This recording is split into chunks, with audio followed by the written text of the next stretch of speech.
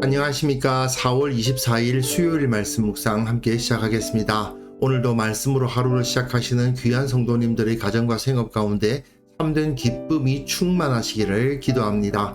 오늘 본문은 누가복음 19장 28절에서부터 44절까지 말씀입니다.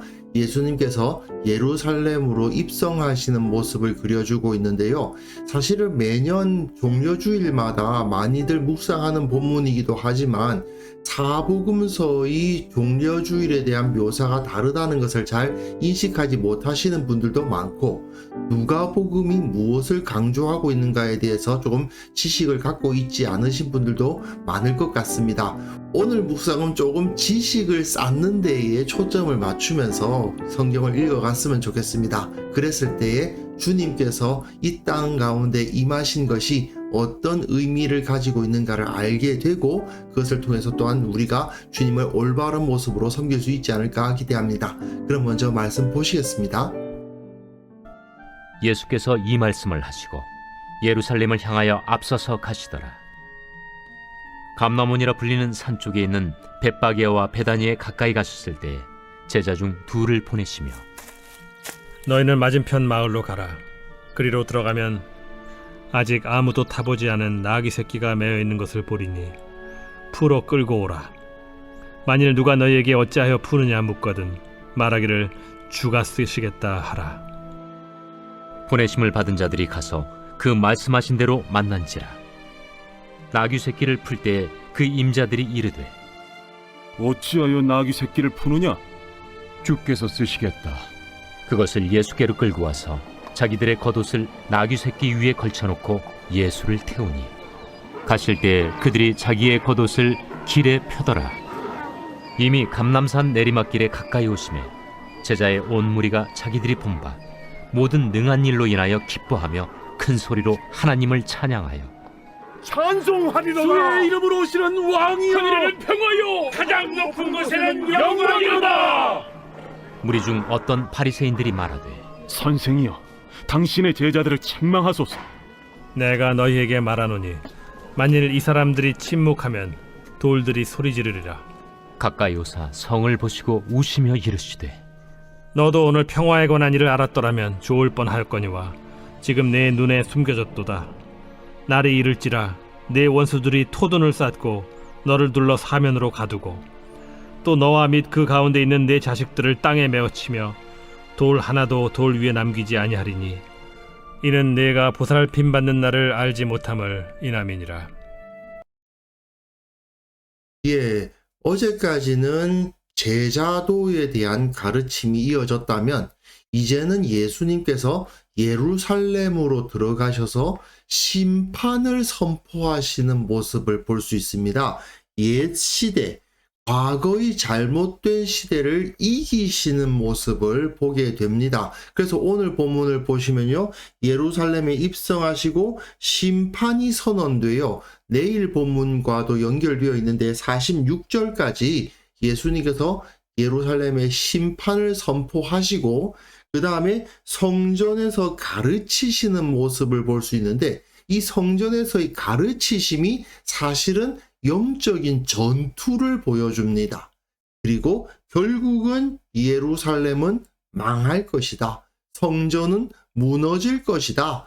그것을 선언하시는 모습을 이어서 읽게 될 겁니다.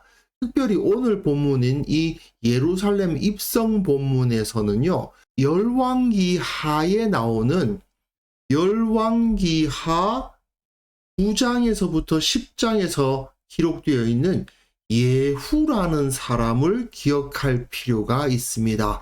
예후는 어떤 사람이냐? 아합의 아들 요람이 다스리던 북이스라엘의 장군이었습니다. 그런데 그가 길르앗 라못이라는 곳에서 전쟁을 하고 있었는데, 하루는 엘리야의 후계자 엘리사가 선지자 한 명을 그에게 보내서 당신이 북이스라엘의 왕이 된다라고 선포하고 그에게 기름을 부어요. 그 기름 부음 받은 예후가 길르앗 라못이라는 곳에 있던 자기 군대를 다 모아서 수도인 사마리아로 진격합니다. 사실은 예수님의 모습이 그 예후의 모습과도 비슷한 거예요. 갈릴리 지역에 있었던 자기 사람들을 모아서 수도인 예루살렘으로 진격하는 모습과 비슷합니다. 그래서 예후는 사마리아로 진격해서 거기서 아합의 아들이었던 요람과 또 마침 그때 남유다의 왕이었던 아하시야도 요람을 방문하려고 그곳에 있었거든요. 그래서 남북의 왕을 한 번에 다 죽여버리는 큰 쿠데타를 일으킵니다. 그뿐만 아니고 아합 시대에 북이스라엘에서는 바알과 아세라를 섬겼지 않습니까? 그래서 바알과 아세라를 섬기는 선지자들이 있었는데 예후는 어떻게 하느냐 하면 아합의 왕조는 바알을 조금 섬겼지만 나 예후는 바알을 더 많이 잘 섬기겠다 이렇게 말하면서 바알과 아세라의 선지자들 다 모읍니다.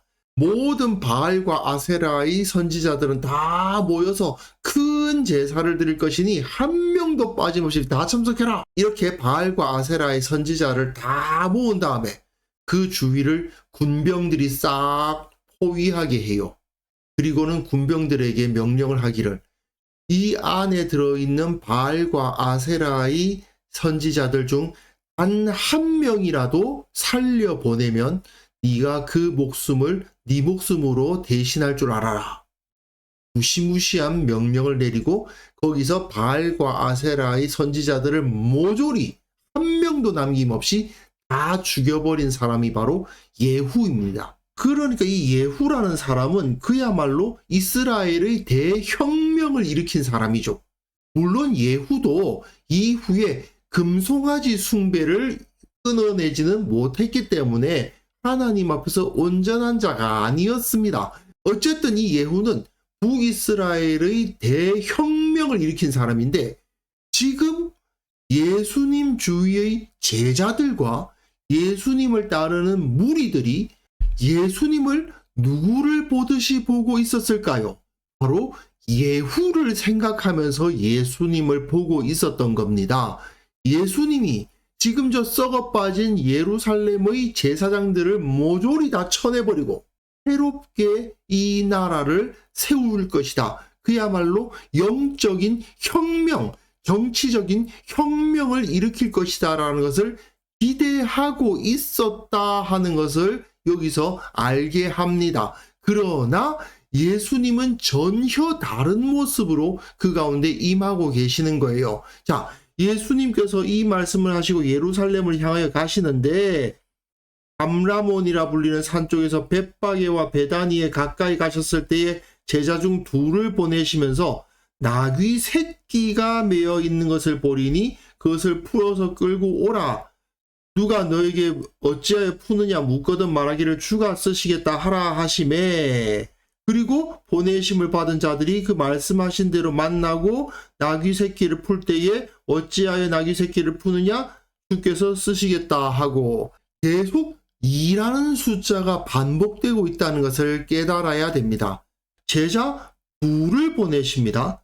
그리고 그들에게는 나귀 새끼 이야기가 2번 나옵니다. 그리고 어찌하여 푸느냐 어찌하여 푸느냐 주가 쓰시겠다 주가 쓰시겠다 반복해서 2번씩 나오죠. 이것은 확실함, 즉 증언, 증인의 모습을 볼 수 있는데 이렇게 2번씩 반복함으로써 이것은 하나님의 말씀을 성취하시는 증언으로서의 의미를 가지고 있습니다. 그러면 예수님께서는 지금 왜 이 나귀 새끼를 풀라고 하시는 겁니까? 스가랴서 9장 9절에 공의로우시고 구원을 베푸시는 왕께서 겸손하셔서 나귀를 타는 왕으로서 오실 것이다. 나귀의 작은 것, 나귀 새끼를 타고서 예루살렘에 임하는 겸손한 메시아로서 예수님은 오셨다라는 것을 보여주시는 거죠. 그러나 사람들의 기대는 그게 아닌 겁니다. 제자들과 무리들은 모두 무엇을 기대하느냐? 그것을 예수께로 끌고 와서 자기들의 겉옷을 나귀 새끼 위에 걸쳐놓고 예수님을 태우고 가실 때에 그들이 자기의 겉옷을 길에 펴더라. 겉옷을 나귀 새끼 위에 걸쳐놓고 겉옷을 길에 편다는 것은 무엇을 의미하느냐 하면요. 제가 좀 전에 말씀드렸다시피 열왕기하 9장과 10장에 나와 있는 예후의 이야기를 떠올리게 하는 겁니다. 예후가 선지자의 생도에로부터 기름 부음을 받고 저 선지자가 내가 왕이 된다고 했다라는 것을 자기 부하들에게 알려요. 그러니까 무리가 각각 자기의 옷을 급히 가져다가 섬돌 위 곧 예후의 밑에 깔고 나팔을 불며 이르되 예후는 왕이라 하니라. 옷을 깔았다. 예후가 왕이 될 때의 모습을 떠올리게 하는 거죠. 예수님이 예후와 같은 왕으로서 이 예루살렘 성을 완전히 뒤집어 버리는 혁명을 일으키실 거라고 기대하고 있었다는 것을 보여주는 겁니다. 분명 예후는 병거를 타고 사마리아로 진격했고 사마리아를 완전히 뒤집어 엎어버렸습니다. 칼을 가지고요. 그러나 예수님은 아니시죠. 병거를 타신 것이 아니라 나귀 새끼를 타시지 않았습니까? 그럼에도 불구하고 제자들은 예수님께서 예루살렘 입성 후에 이 예후의 쿠데타와 같은 혁명을 일으키실 것을 기대하고 있었구나 하는 것을 알게 됩니다. 하지만 예수님은 전혀 그런 모습이 없으시죠. 감람산 내리막길에 가까이 오셨습니다. 제자의 온 무리가 자기들이 본 바 모든 능한 일로 인하여 기뻐하며 큰 소리로 하나님을 찬양하면서 찬송하리로다. 주의 이름으로 오시는 왕이요 하늘에는 평화요 가장 높은 곳에는 영광이로다 하는 외침을 하고 있습니다. 누가복음에만 호산나가 나타나지 않아요. 마태, 마가, 요한복음엔 다 호산나가 기록되어 있는데 누가복음에는 호산나가 나오질 않고 예수님께서 태어나셨을 때 목자들에게 나타난 천사들의 찬양, 지극히 높은 곳에서는 하나님께 영광, 땅에서는 하나님이 기뻐하신 사람들 중에 평화, 이것과 비슷한 표현이 여기에 나타나는 거죠. 하늘에는 평화, 가장 높은 곳에는 영광. 여기선 땅에서는 평화인데 여기선 하늘에선 평화, 가장 높은 곳에서는 영광. 이 찬송을 통해서 예수님께서는 평화의 왕으로 오셨다는 것이 선포되고 있어요. 그러나 이 사람들이 생각하고 있는 평화라는 것은 어떤 평화입니까? 폭력을 가지고 주어지는 평화예요. 가장 강한 자가 칼을 뽑고 질서를 잡아버리는 그런 평화. 로마의 황제가 온 땅을 다스리고 더 이상 로마의 황제에게 대들 수 있는 존재가 없어졌기 때문에 평화가 오는 그런 폭력에 의한 평화를 사람들은 기대하고 있다는 겁니다. 그러나 예수님은 그런 평화를 이 땅에 가지고 오신 분이 아니신데 사람들은 지금 예수님이 혁명을 일으키셔서 그곳에 평화를 가져다 주실 것이라고 기대하고 있는 거예요. 무리 중 어떤 바리새인들이 말하되 선생이여 당신의 제자들을 책망하소서 하거늘 대답하여 이르시되 내가 너희에게 말하노니 만일 이 사람들이 침묵하면 돌들이 소리 지르리라 하시니라. 이 표현도 누가복음에만 나오는 겁니다. 사실 이 표현은 과거에 세례 요한이 하나님은 능히 이 돌들로도 아브라함의 자손이 되게 하실 수 있다. 그 가르침을 떠올리게 하는 거거든요. 그러니까 예수님께서는 이스라엘과 성전을 새롭게 하실 왕으로서 예루살렘에 들어오신 것은 맞습니다. 예후가 아합의 집을 멸하고 바알과 아세라의 종교를 완전히 뿌리 뽑았듯이 예수님도 성전을 점령하고 있던 그 악한 자들을 제거하고 하나님을 향한 신앙을 다시 세우실 분임에는 틀림이 없습니다. 그리고 사람들은 모두 그것을 기대하고 있었고 그 기대는 잘못된 게 아니에요. 하지만 사람들은 예수님이 어떤 방법을 사용해서 그것을 이루실 거라고 기대하는 겁니까? 그곳에 혁명을 일으키심으로 말미암아 예후의 쿠데타와 같은 방법으로 그곳을 바로잡을 것이라고 생각을 했던 것이죠. 하지만 예수님은 그런 방법을 사용하지 않으신다 하는 것을 여기서 보여줍니다. 가까이 오사 성을 보시고 우시며 이르시되 너도 오늘 평화에 관한 일을 알았더라면 좋을 뻔하였거니와 지금 내 눈에 숨겨졌도다 되어 있는데 평화가 없다는 말씀이죠. 사실은 이것 역시도 예후의 이야기를 떠올리게 하는 표현입니다. 예후가 길르앗 라못에서 자기 군사들을 모아가지고 사마리아로 돌아오고 있는데 왜 돌아오고 있는지를 알 수가 없는 거예요. 그래서 요람이 예후에게 계속 사자를 보냅니다. 한 사람이 말을 타고 가서 만나 이르되 왕의 말씀이 평안하냐 하시더이다. 샬롬 하고 인사를 하는데 예후가 뭐라고 말합니까? 평안이 내게 상관이 있느냐? 내 뒤로 물러나라. 이런 일이 반복돼요. 또 다시 한 사람을 말에 태워 보냈더니 왕의 말씀이 평안하냐 하시더이다 하니 예후가 이르되 평안이 내게 상관이 있느냐? 그리고 또 이제는 왕이 직접 예후를 보고는 예후야 평안하냐 하니 대답하되 내 어머니 이세벨의 음행과 슬수가 이렇게 많으니 어찌 평안이 있으랴. 이런 말을 반복하는 모습을 볼 수 있거든요.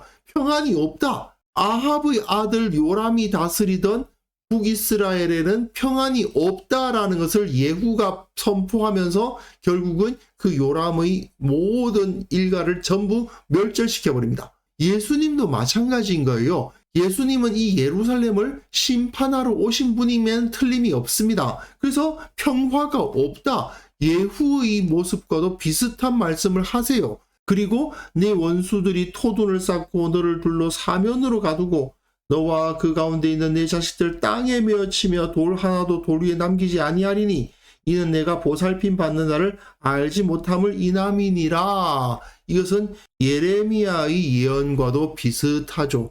예레미야가 다 뽑고 파괴하고 파멸하고 넘어뜨리고 그 이후에 다시 건설하고 심는 사역을 할 것인데 예수님께서 예루살렘 성에 하나님의 심판이 임하게 하시고 그리고 새로운 하나님의 나라, 새로운 성전을 세우실 것을 여기서 보여주고 있는 것은 틀림없습니다. 하지만 예수님은 손에 칼을 드는 방법으로 그 일을 하시지는 않으신 거예요. 분명 예수님은 마치 예후처럼 갈릴리에서 예루살렘으로 진격해 오셨고 그 예루살렘을 심판하러 그곳에 오셨습니다마는 칼을 사용하지 않는 말씀을 사용하는 가르침을 사용하여서 그곳에 심판을 선포하시고 결국 그곳이 더 이상 하나님의 나라가 아님을 나타내시는 방법으로 사역을 하셨습니다.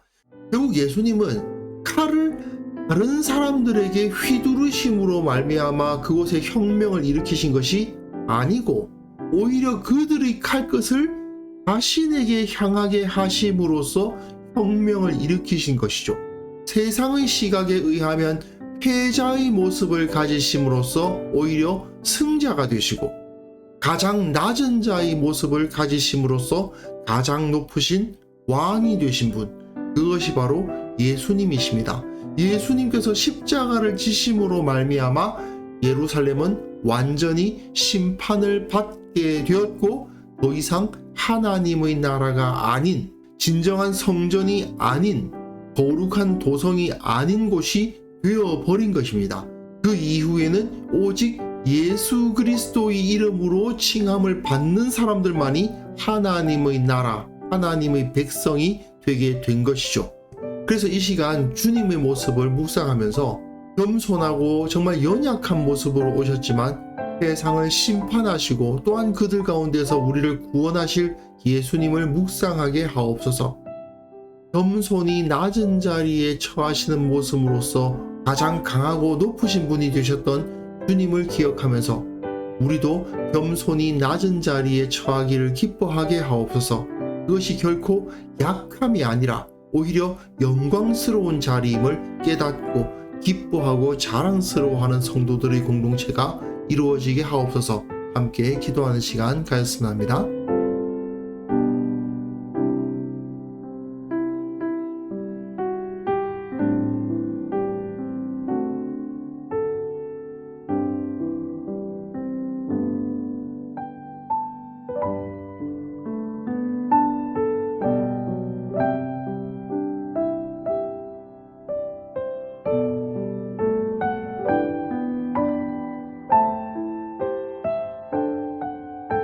하나님 아버지, 주님께서 겸손히 연약한 모습으로 이 땅 가운데 오셨지만 세상을 심판하시고 통치하시고 또한 자기 백성을 구원하셨다는 사실을 묵상하며 살아가게 하옵소서. 십자가의 주님을 묵상하며 주님처럼 살아가기를 결단하는 우리 모두가 되게 하여 주시기를 원합니다. 세상에서는 높은 자리에 오르고 다른 사람들 앞에서 자기 자신을 자랑하는 자가 강한 자처럼 보이지만 우리는 겸손히 낮은 자리에 처하는 것이야말로 진정한 강함이며 진정한 형통임을 온전히 깨닫고 내가 낮은 자리에 있을 수 있음을 오히려 기뻐하고 내가 예수님을 닮아가고 있음을 오히려 자랑스러워하는 성도들 다 될 수 있도록 도와주옵소서. 특별히 한국 교회를 위해서 기도합니다. 세상적인 승리주의에 빠져서 주님의 모습을 나타내지 못하는 어리석고 연약한 모습 보이지 않도록 도와주시고 예수님께서 보이신 그 모범을 따르는 공동체가 될 수 있도록 한국 교회 위에 은혜를 주옵소서. 아버지, 오늘 하루 우리가 살아가는 동안 주님께서 그 영광스러운 모습으로 예루살렘에 입성하셨음을 기억하게 하여 주옵소서. 사람들이 기대하는 모습이 아니었지만 사람들이 생각하는 방법은 아니었지만 오히려 진정 올바른 방법으로 그곳을 심판하고 또한 구원하셨던 주님처럼 나도 세상 사람들이 좋아하고 세상 사람들이 기대하는 방식은 아니라 할지라도 주님의 모습으로 주님께서 영광을 받으셨던 그 삶을 살아가는 하루 보내게 하옵소서. 주께서 우리를 붙들어 주시고 함께하여 주실 것을 믿사옵고 예수님의 이름으로 기도합니다. 아멘.